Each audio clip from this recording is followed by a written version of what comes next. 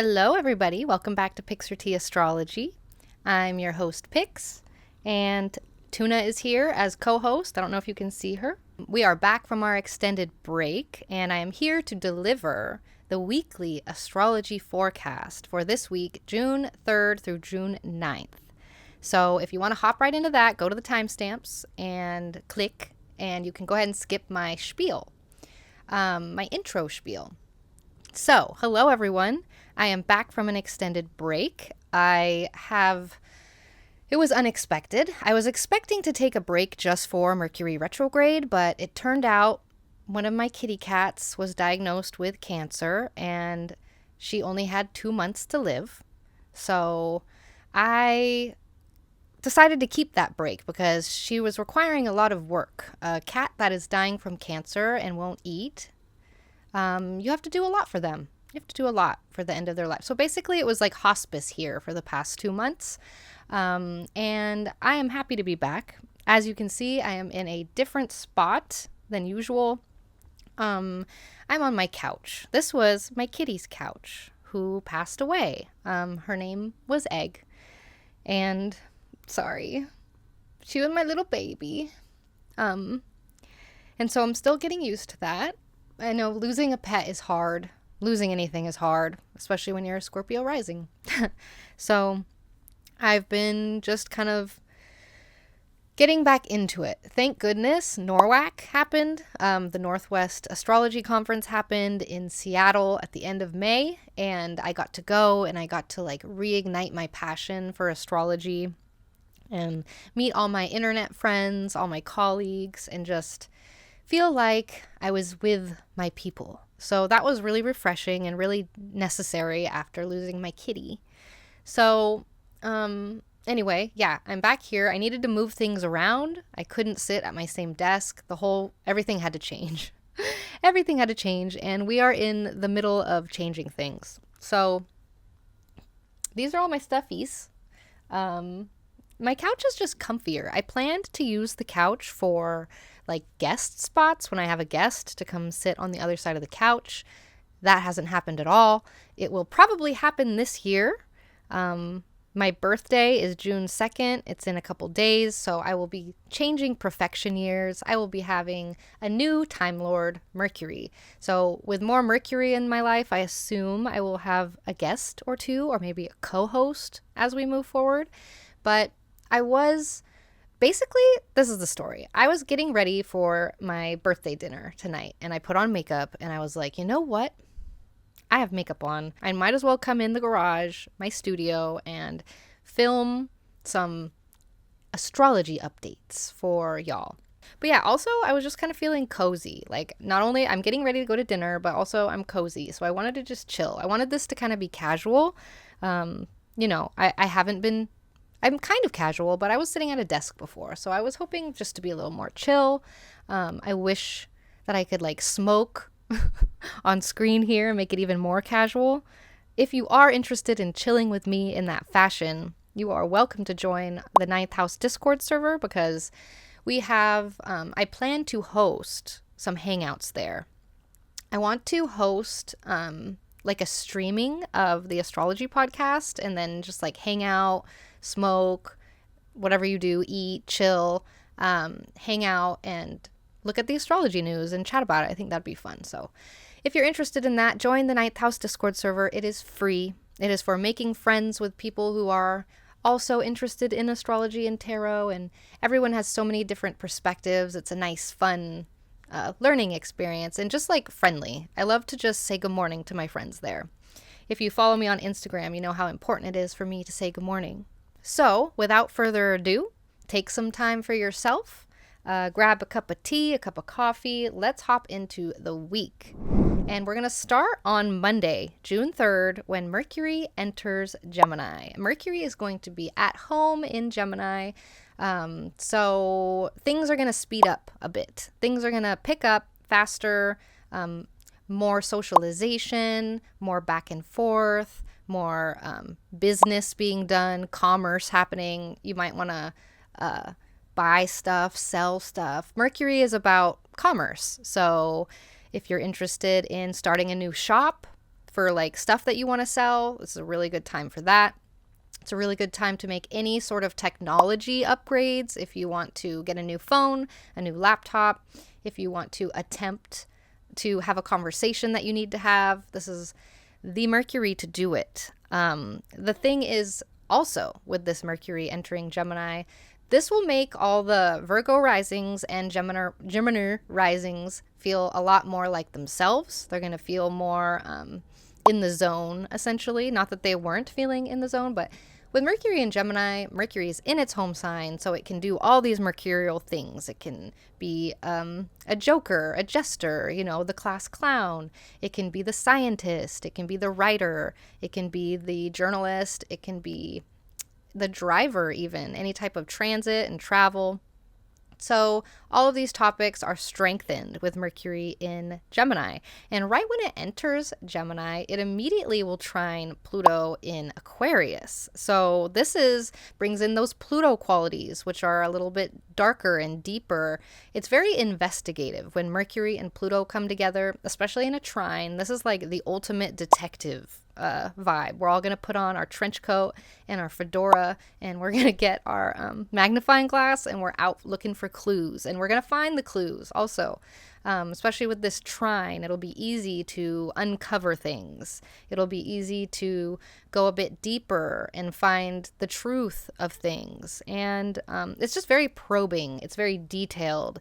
And with that comes kind of this empowering energy. It's very empowering to know things, right? So Pluto is giving us a chance to take our power back by being in the zone of Mercury. So getting all that shit done, ticking off your to-do box, making those appointments, going to the appointments, all of the doing and the buzzing around. Pluto here in the trine helps us take our power back with these situations. It's very empowering to get all this shit done and to feel like you know things. Also, if you're investigating, if you're trying to figure something out, it's very empowering to do so. So I would say Monday is going to be a bit more buzz brain, like your mind might be a bit busier. There might be an overflow of things to do, people to see, people to talk to, but it won't feel bad. You will be equipped to handle all of the stuff that comes your way, and it'll be productive, and you will be getting things done. And also empowering yourself on that same wavelength. So Monday's good for getting stuff done. And then let's move on to Tuesday. Tuesday, June 4th. This is when Mercury conjoins Jupiter at 2 degrees Gemini. So when Mercury enters Gemini, it immediately trines that Pluto, but it also starts to conjoin Jupiter. And these guys are essentially opposites, but they like vibe together. The Jupiter is like the teacher and Mercury is like the student. And so this is kind of like a knowledge explosion type vibe. This is teacher meeting student. This is student meeting mentor. Lots of talking, especially maybe about Jupiter things. So Jupiter rules things like spirituality, religion, just big ideas. It's very social. And again, with Jupiter being about big ideas, Mercury is there kind of breaking down the big ideas and finding the details. Jupiter likes to talk about the overarching themes. It likes the big ideas. It likes ideas. So it's less about the detailed how and why and more about like world peace. But how are we going to get world peace? Mercury will be diving in and figuring out exactly how to do the idea that Jupiter has. So it's the breaking down of big ideas into smaller pieces. And that can feel overwhelming. I'm going to acknowledge it can be overwhelming. So all of this activity with Mercury and Gemini can be a lot, but you are, the sky is equipping you with the ability to handle all of the things. And so again, Monday, Tuesday, really productive if you're trying to get things done, if you're trying to have a conversation, like I said. If you're traveling, it's super good for traveling. It's super good for any type of schooling that you need to do. So you will be in the vibe of this for the beginning of the week. Hopefully you can apply your brain to something so that it doesn't get itself worked up, because this is when buzz brain comes through. If you have nowhere to apply all this energy, it's internalized and you are buzzing. So we want to have some sort of outward expression for this energy, whether that is reading a new book, going on an adventure, like driving somewhere, flying somewhere, just being overly social, I would say that as a Scorpio rising. So the other thing that's happening on Tuesday is the Venus Cazimi renewal. So Venus will be conjoining the sun at 14 degrees Gemini. So much Gemini happening. The Gemini part of our charts this week are going to be litty, and it will continue to be litty. But we have a lot going on there, so there's a lot of activity with whatever those house topics are for you. Your Gemini house topics, they are busy, okay? So Tuesday, we also have the Venus Cazimi, which is essentially a renewal for the Taurus and Libra houses of our chart, and also the risings. If you have been feeling burnt out or combust or tired, crispy, a little bit crispy, that should improve after Tuesday. That is the ultimate renewal point. That is when Venus is burning up in the sun, just like a phoenix. Burns up and turns into ashes and is reborn.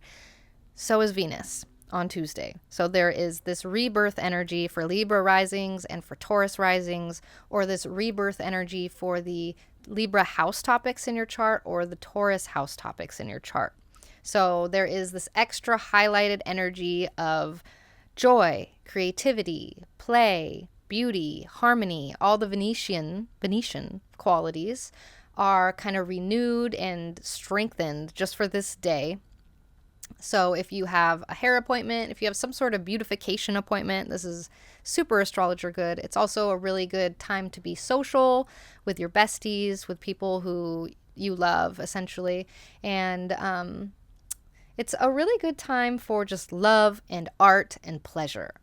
So again, there is possibly some burnout though, and a little bit of overwhelm depending on how mutable your chart is. But overall, it's a time to get things done and to be quite social Monday and Tuesday.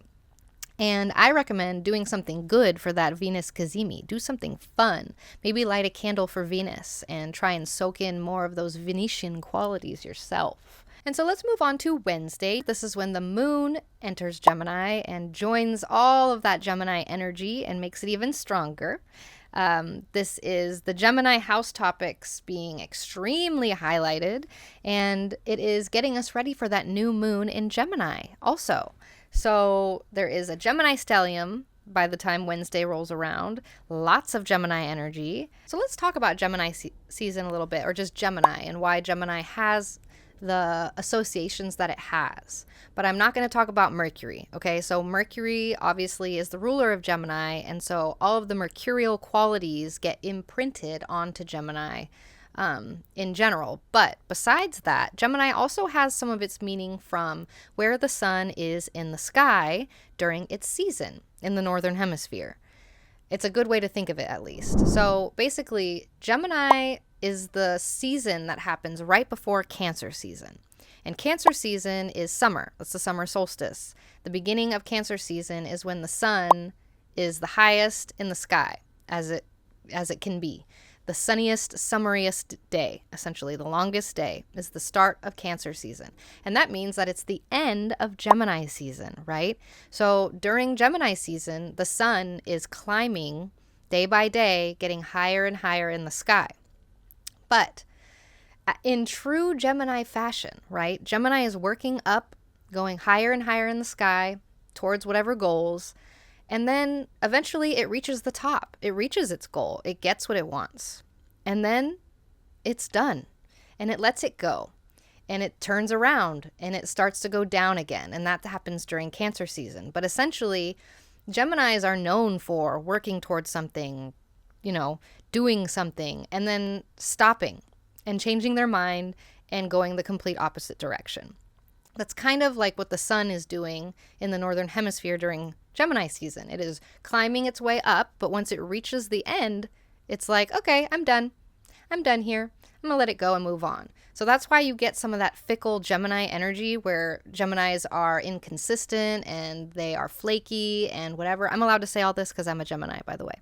So they have all that because they are done. They're done with what they wanted to do. And that's a very mutable thing. So the other mutable signs, you know, Virgo, Sag, Pisces, they're all similarly placed in seasons where it's the start of one season or the end of one season and the start of another season. And so they are known for starting a thing and letting it go and moving on to the next. And like I said, that can be seen as inconsistent. But I see it as honest, because you don't have to keep doing something just because you started it. You know, you can quit at any point. I'm a big fan of quitting because you can move on to a new project. It's not the end of the world. So that's why Gemini gets some of its meaning, and that's what's happening in the sky. And so all of us might be feeling this mutable energy on some level of our lives, especially the Gemini house topics. But yeah, by Wednesday, June 5th, we have a full-blown Gemini stellium, and it is preparing us for that new moon in Gemini on Thursday, June 6th. So this is a new moon at 16 degrees Gemini. It is a new beginning. You know, new moons are about new beginnings. So there is a new beginning happening with Gemini house topics. And again, these topics are super highlighted this week. So what's cool about this new beginning and this new moon, let me pull up the chart. I want to look at it. Oh my God. Okay, so it's conjoining Venus in Gemini. So this is a new beginning that is maybe bringing in some flavors of beauty and harmony and creativity and pleasure and joy and ease and softness. And maybe it involves more women or girls or femininity.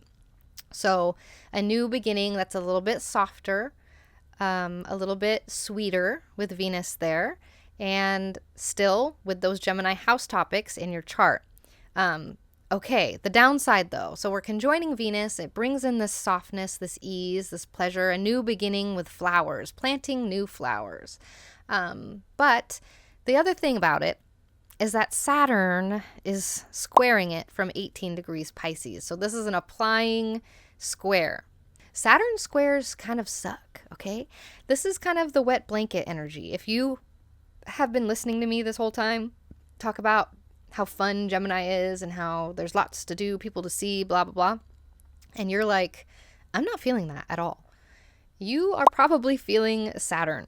You are probably feeling the reality checks that Saturn will bring. So we have this new beginning. It's a soft, beautiful one, but there are reality checks that come through. There is a level of seriousness that is here and a type of discipline that you need to enact to move forward with this new beginning. And it will be a slow and steady new beginning. Usually, Gemini shit is fast and like on point and ready to go, go, go, go. But when Saturn is squaring, it slows down significantly. So slow and steady new beginning here. And again, from the square from Saturn in Pisces, watch out for any issues with water. Maybe your pool is leaking if you're blessed enough to have a pool. Maybe there's some sort of plumbing issue. Maybe you have a fish tank that needs, water situations are highlighted also with this new moon. But I would say overall, it's a pretty nice one because it's conjoined Venus.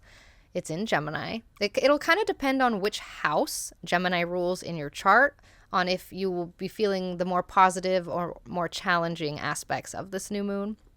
But again, it's a dark moon, so it's more of a planning type of vibe. It's like sit down and map out what your plan is for the next month with this new beginning with these Gemini house topics, because again, Saturn square means slow and steady. Slow and steady isn't horrible.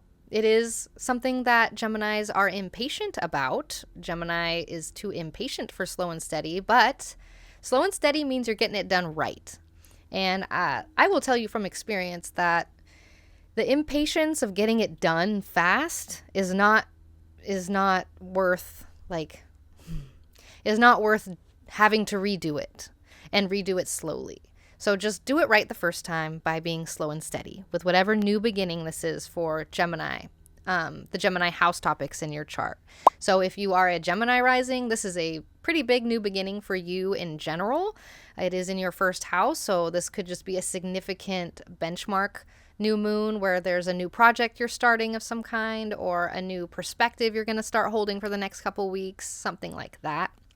If Gemini is your 10th house, then this new beginning has to do with work or your reputation or what people, know you for doing.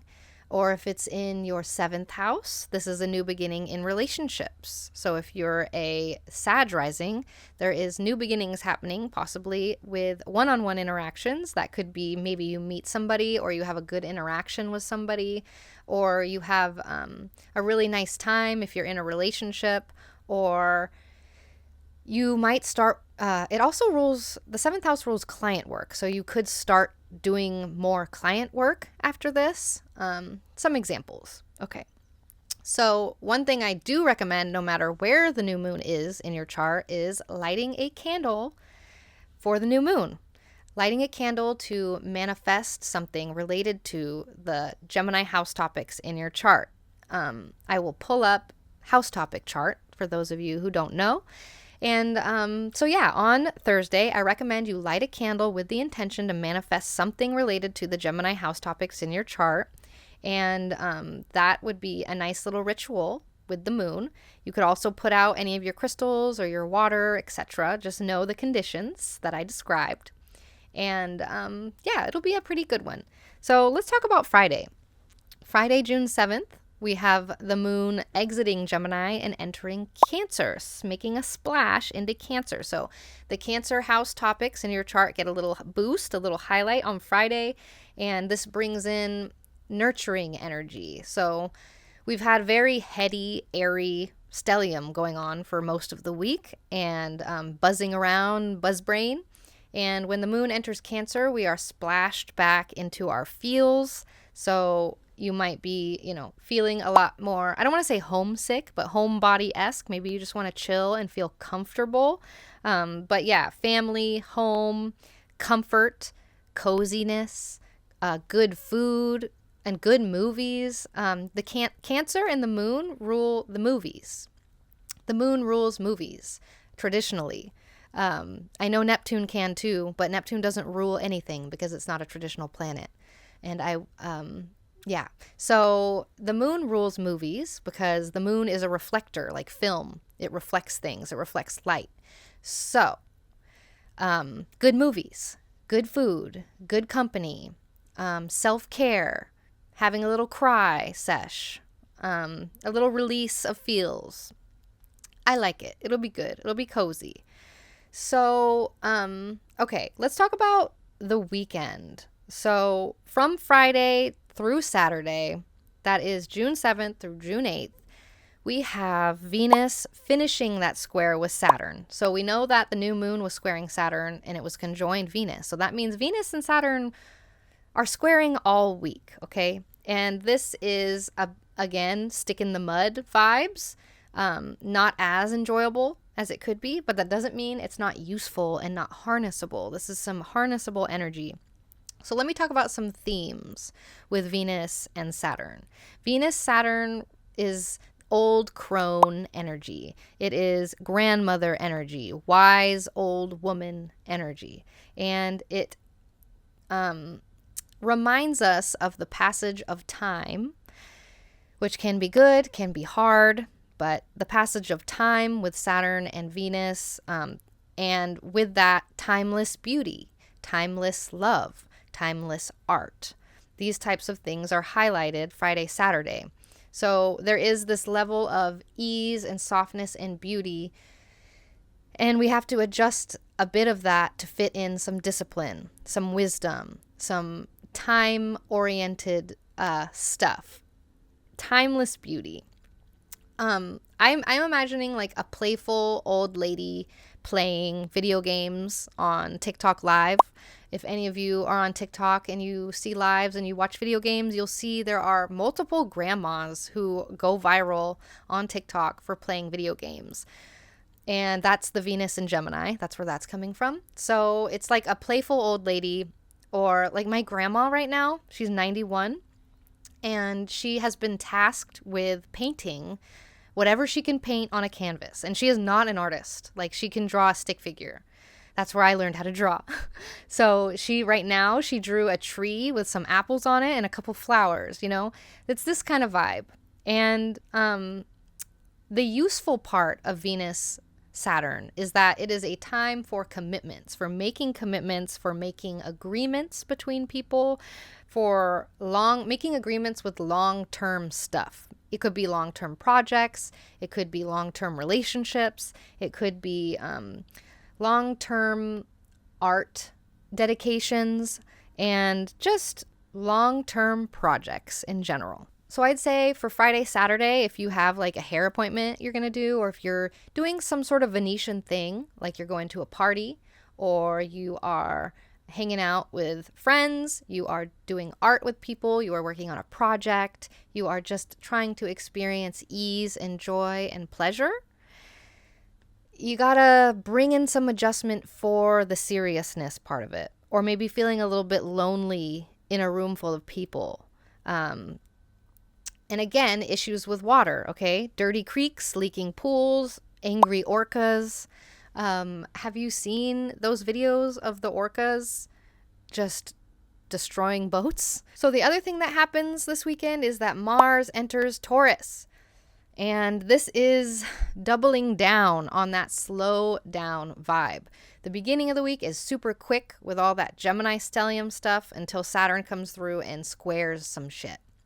So with the Saturn square, we are asked to slow down our buzz brain. And if we don't slow down, it will slow us down on its own terms. Okay, so let's slow down on our terms. And Mars entering Taurus this weekend is going to double down that vibe. Mars is the way we take action. And, you know, for the next few weeks, we might take action more like a Taurus. And that means slowing down. So the good sides of slowing down would be, you know, slowing down to smell the roses, enjoying the fruits of the earth, enjoying your senses, eating good food, experiencing the senses. And a little bit more action and activity towards Venetian things, which in capitalism aren't always very productive. Not that that matters, but yeah. There is more energy towards Venetian things like beauty, art, relationships, joy, pleasure. It makes it a lot easier to ground, which we need because we have all that stuff in Gemini.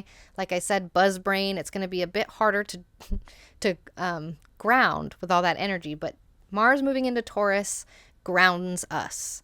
If you don't ground yourself, Mars and Taurus will ground you. So be sure that you are doing your grounding practices this weekend. So the downsides of Mars and Taurus is that we might be thinking we are a lot chiller than we truly are this weekend. Things get pushed down a lot easier with Mars and Taurus. Therefore, they come out in unconventional or other ways, like steam coming out of a pot lid, you know? So passive aggressiveness is more prominent with Mars and Taurus, and trying to get things done on your timeline, on your, I don't want to say selfish, but your like one-track mind timeline may prove to be quite challenging. So you want to be patient, okay? Be patient with Mars and Taurus. Give your timeline extra space. Do not be on a strict timeline with Mars and Taurus.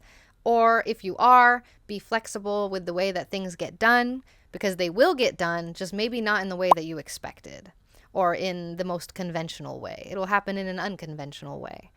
And unconventional in regards to capitalism, okay? So unconventionally getting things done. And the Taurus risings and the Libra risings might find yourself in, you're going to feel this shift for sure, and you might find yourself in a more unconventional position or having less resources than ideal or than desired. And so you may have to work in a different way than you're used to for the next couple weeks. And the big crescendo of the week, when Mars enters Taurus, it immediately squares Pluto in Aquarius at 1 degree. So Mars is about deciding. It's about, I just learned in NORWAC too, I didn't know this before, but a lot of words that have to do with ending or deciding or splitting end in side. CIDE. So to decide is to cut one thing out and choose the other thing. And Mars is all about that, okay? So at the end of the week, there may be some sort of decision needing to be made between the Taurus house topics in your chart and the Aquarius house topics in your chart. There's some sort of decision that needs to be made, and you could notice extra tension, maybe some conflict, a bit of challenge, friction, feeling stuck between a rock and a hard place. You might even notice aggression in other people or yourself, a stubbornness, because it's fixed. Aquarius and Taurus are both fixed signs. So this is a fixed square between Mars and Pluto. So there is a level of stubbornness. There is a level of resistance to this decision that needs to be made. It might be a hard decision. But overall, there is Pluto. So it pushes transformation. It pushes change. And, okay, I need to just kind of warn y'all about a Mars-Pluto square. This can bring upheaval of some kind. This can bring intensity or disruption. It can be a type of energy of something bubbling up to the surface, lava bubbling up to the surface. And so the harder Pluto things, you might be noticing power dynamics coming up this weekend in certain situations, control dynamics, power struggles, issues with authority in general. But, okay, so I've been talking about the hard parts of this square. It is one of the more scary ones, I'm not going to lie. I'm not going to be trying to sugarcoat nothing. But there are some good qualities that come from this, okay? It's it brings you into a lot of determination. It's very, very ambitious and resilient, and there is reform.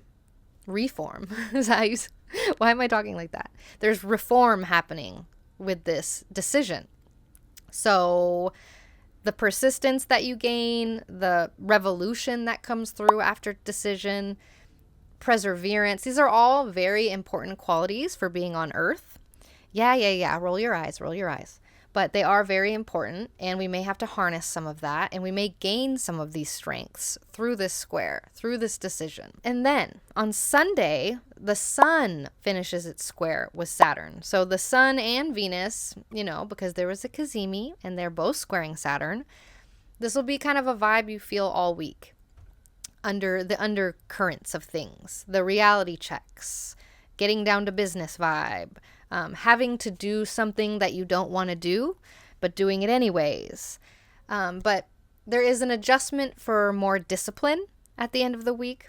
Maybe it's a lot easier to feel pessimistic or feel more doubt, notice more critical voices in your head or in others. And what's nice about, the hard squares with Saturn and Pluto is that it brings us clarity. Besides giving us more responsibility or more perseverance or more discipline and all those things that help us get things done properly, it also gives us clarity. And clarity is so important to know that clarity is so important to have, okay? And it's important to know that hard things bring clarity, and that clarity is necessary for moving forward in good ways. So we have a bit of that. And so the end of the week might be a bit more introspective. There is a bit of a slowdown and a bit of intensity. So we're being given all of the resources. We're being given a bunch of information at the beginning of the week with that Gemini stellium. Of course, we're feeling an underlying Saturn square, which can be a reality check, discipline, challenges, blocks, but also perseverance and clarity. And this helps us move forward into next week. So the last thing I want to talk about is the moon entering Leo on Sunday, which is very nice. It kind of dries things up because the moon in Cancer kept things quite wet with that trine to Saturn. So that Leo house gets highlighted on Sunday, and the wet blanket is hung out to dry. You might be feeling a bit more expressive rather than introspective because, again, that square finally passes and it feels like you're free again. Cue that meme of Nicole Kidman getting divorced from Tom Cruise. This is the vibe of Sunday after that kind of rough Friday, Saturday vibe. So feeling expressive, feeling the drama of life, connecting back with your heart, feeling more confident, more playful, more heart-centered, more creative, more bold. So we're pretty much done. That's all we got for this week. All we got. There's a lot happening, right? We have a new moon in Gemini. We have everything being squared by Saturn. We have Mars entering Taurus and squaring Pluto.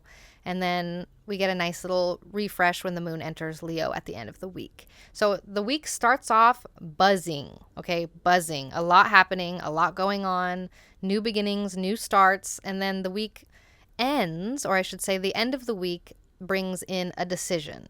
It brings in some seriousness. It brings in a wet blanket, a reality check. And by the end of the weekend on Sunday, all of that should be easing up, and when the moon enters Leo, things will lighten up a lot more. So there's a lot happening this week, a lot to use, a lot of astrology to use before the astrology uses you. So yeah, thank you for hanging out with me casually, me and Tuna. Again, you're welcome. If you want to hang out and chat, you can join the 9th House Discord server. If you want to chat about astrology and tarot and make friends and just kind of have a chat room to yell into, you are welcome to join us there.